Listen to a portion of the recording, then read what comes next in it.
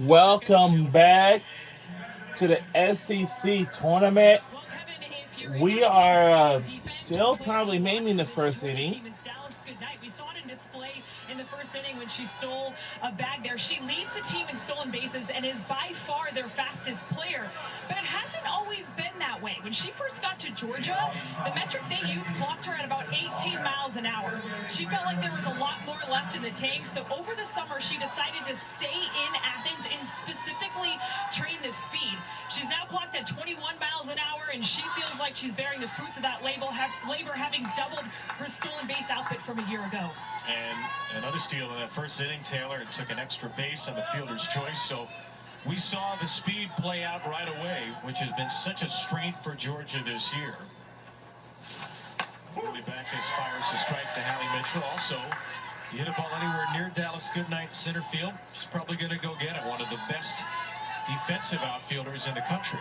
That speed helps range. In the alley, she covers a ton of ground in center field. One foul by Mitchell. 1-2. Marissa Miller was trying to argue that the ball hit her. Should be out. Now, umpires may just talk about it. Bobby DeMeo coming down from third. But hit the bat on the bounce.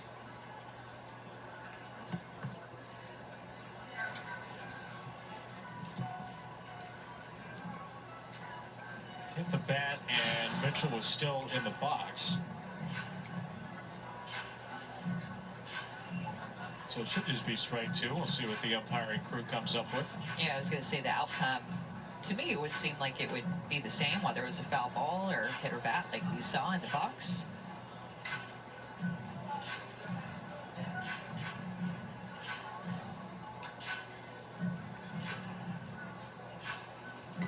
Cameron Ellison again, the plate umpire, with Marty Abzishin and Bobby DeMeo.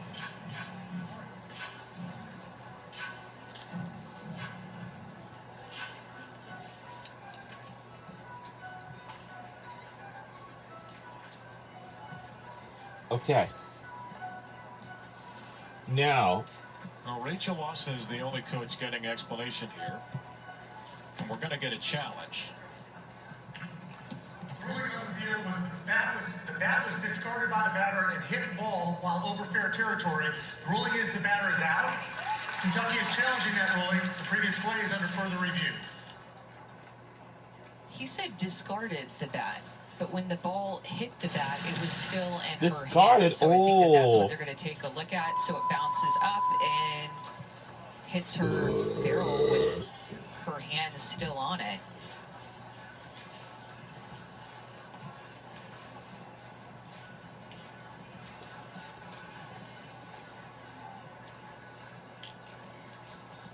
I think maybe this is their time. After review, the bat was still in the batter's hand while her feet were still in the batter's box. By rule, that's a foul ball. The call is changed. This is Kentucky's first review of the game. Yeah, it's the right call. Absolutely.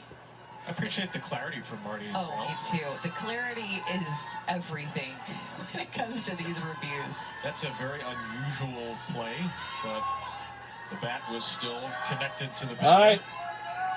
And Kentucky's Hallie Mitchell stays alive on the lack of discard. So Backus. And she strikes out, so she's retired. So we have 3 games in store for today. We have, well, the first thing we're watching right now is Georgia Bulldogs versus Kentucky Wildcats. After that, we have another game coming up around 4 o'clock p.m. or maybe 30 minutes afterwards, and it's going to be Missouri will take on Ole Miss Rebels.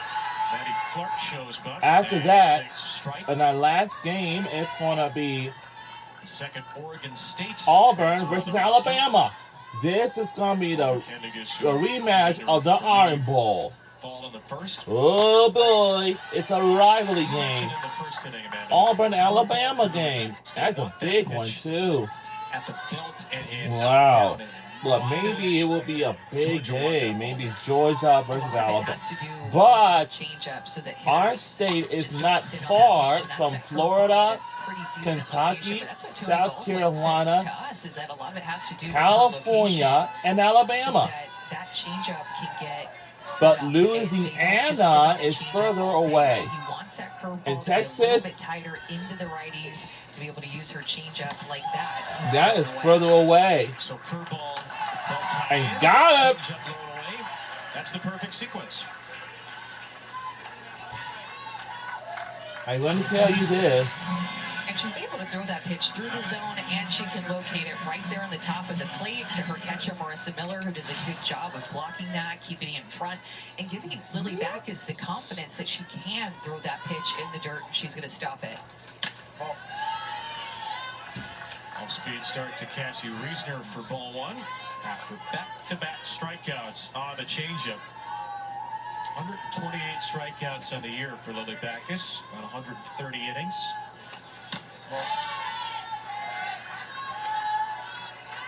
And Tony Baldwin, just going back to Lily Backus' changeup, said that it was getting to a point where her changeup had to be perfect strike or hitters would lay off of it. And everything is set up for that changeup with her curveball like that.